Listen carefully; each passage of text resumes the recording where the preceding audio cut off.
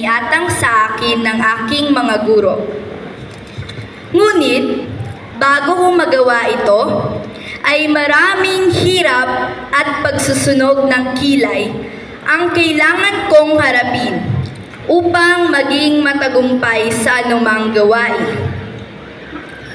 Kaya, sa araw na ito, wala akong pagsidlan ng tuwa sa karangalan na aking natanggap.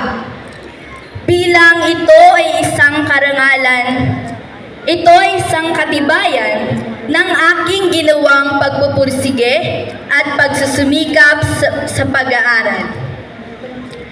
Ito rin ay isang napakalaking tagumpay para sa akin bilang isang mag-aaral. Una kong pasasalamatan ay ang ating mahal na paaralan na naging ikalawang tahanan nating lahat. Naririto ang mga guro na nagsilbing ating ikalawang magulang at ang humubog sa ating kaisipan. Sila rin ang gumabay sa atin upang tayo ay maging kapaki-pakinabang sa ating bayan sa darating na panahon. Maraming salamat po. Hindi ko makakalimutang pasalamatan ang ating mga magulang na walang sawang sumusuporta sa atin at sa hindi matutumbasang sakripisyo upang ang bawat anak ay mabigyan ng magandang edukasyon sa kabila man ng kahirapan ng buhay.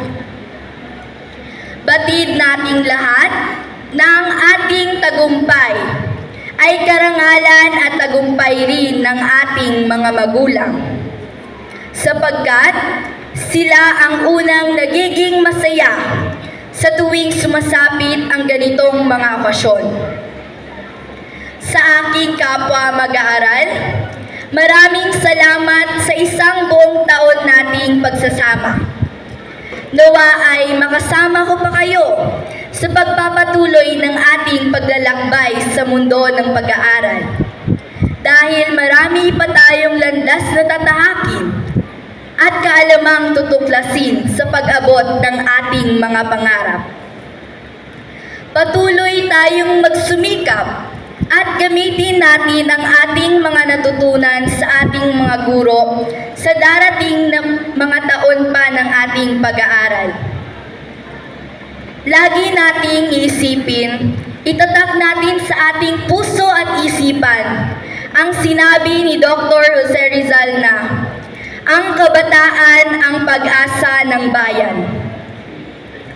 Higit sa lahat na dapat at lagi nating pasasalamatan ay ang ating Panginoong Diyos na siyang gumagabay sa atin, nagkakaloob ng ating karunungan, katalinuhan na ating taglay.